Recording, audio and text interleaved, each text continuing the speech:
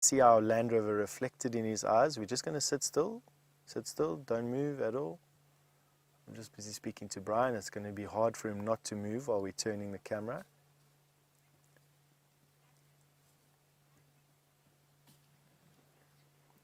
Roger, you've just asked me if he's likely to start sawing anytime soon. Roger, I'd say he's probably a year or so away from sawing. And for those of you who don't know what sawing is the name that we give to a leopard's roar.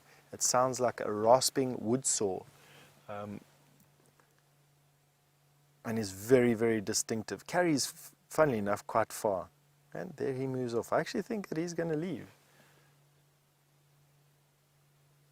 Going into a monkey orange thicket, which is near impenetrable for us. Let's just see where he's going to go, if he's going to come out. I'm busy watching him. We can now move, but he gave us these weary eyes. I must be honest. Leopard that have had a history like Sindile has, where he lived in very close proximity to humans in his quarantine facility at Moholoholo, I have a distrust of them. And it's because they lose that instinctive fear of humans and will gauge us and our weaknesses very, very finely. And I don't want to be close to a leopard that is not scared of people, because he realizes we're just mushy pieces of skin covered in cotton clothing rather than the dangerous predators that we are. He is moving to another termite mound. I wonder if he hasn't stashed his kill on top of another termite mound. Let's go and follow him a little bit. We won't be able to stick with him for too long. This monkey orange thicket is a big one. But anyway, following 8 minutes of this drive, let's see if we can stick with him. All right, now I'm going to get myself into a pickle here. See,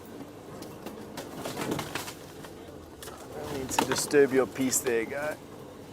You can see him standing on top of that termite mound. That is a classic leopard pose on top of a termite mound, in particular for a male leopard. Oh, that is so beautiful.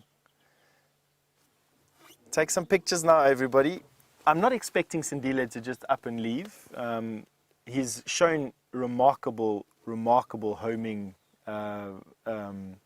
capacity in coming back here after being away for so long. And while he's 23 months old, and I expect him to leave within the next 6 months, you never quite know where his wanderings are going to take him. He's fully independent at the moment. His mother, Shadow, has got a new cub to look after. And although he's adjacent to her territory, she does sometimes come to here. And it's not impossible that she may have even killed this impala and brought him to it. But just have a look at this leopard on top of this termite mound. Isn't that just a fantastic picture? Just have to say well done to Brian. There's these coffee table things that you see.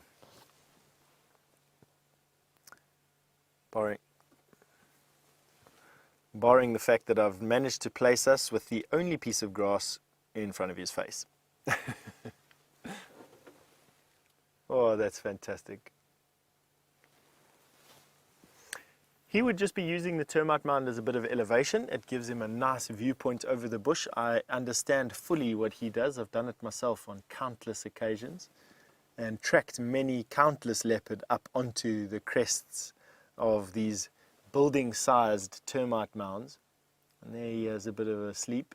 And that's precisely what I expected him to do, is move away from this pervasive smell of impala death and leopard and dung and urine, and go on top of a termite mound where he could quite easily sleep the rest of the night, keeping a weather eye and ear open for any disturbance.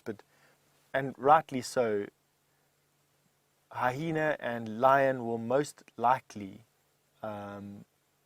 go to the site of the kill, giving him advanced warning and the ability to slip off unnoticed.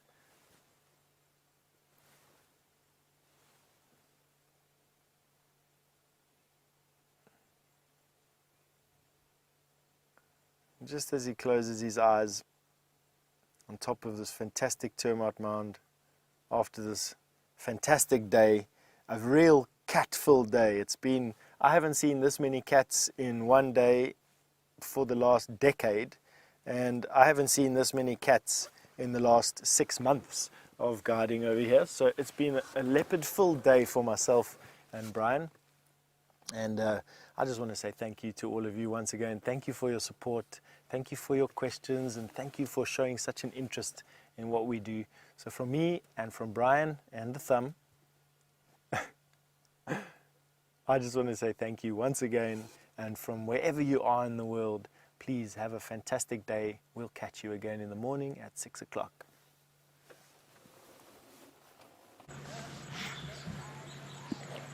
And for the last few moments of the sunset safari, the sun has provided just enough light for us to spend the last few minutes with this fantastic lion pride with their cubs and their buffalo kill.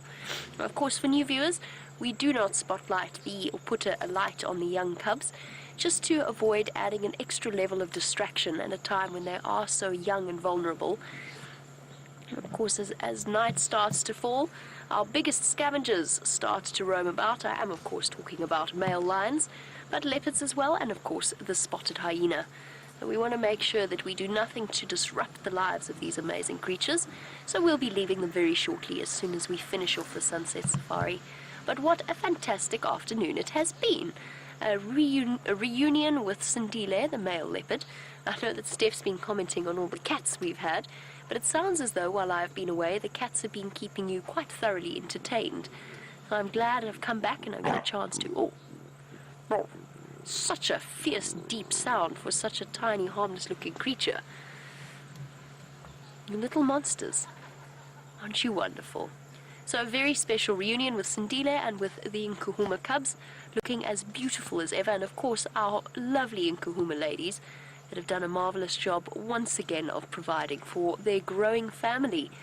Just imagine that, 8 little growing tummies to fill over the next few weeks and months.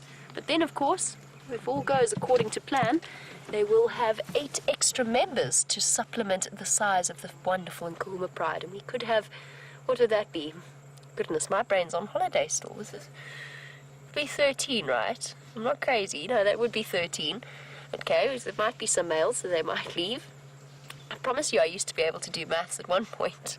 It's a bit of a struggle. I am still on holiday, clearly. But yes, a 13-strong Nkuhuma pride in the future to look forward to.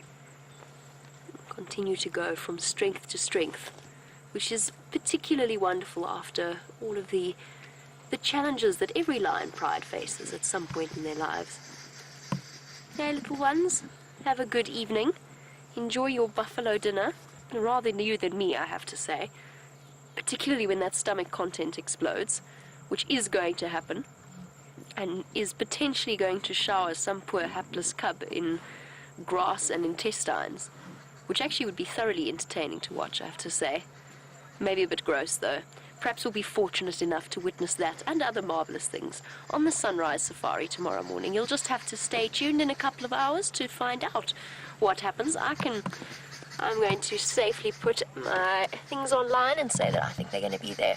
So thank you to all of you for sending through your welcome backs for myself and for Jandre, of course. It is wonderful to be back in your company and, of course, their company once again. And a big thank you, on that note, to Jandre for his fantastic camera work. It's good to have him back. Oh, it's so nice to be back. I can't describe it. It's just such a fantastic feeling of well-being. And a big thank you to Kirsty and to Lou in Final Control. And most importantly, a big thank you to all of you joining us and watching across the globe. I hope you've had a marvelous time. Thank you for sticking with us with the Gremlins today. I'll see you tomorrow on the Sunrise Safari. Bye-bye, everybody.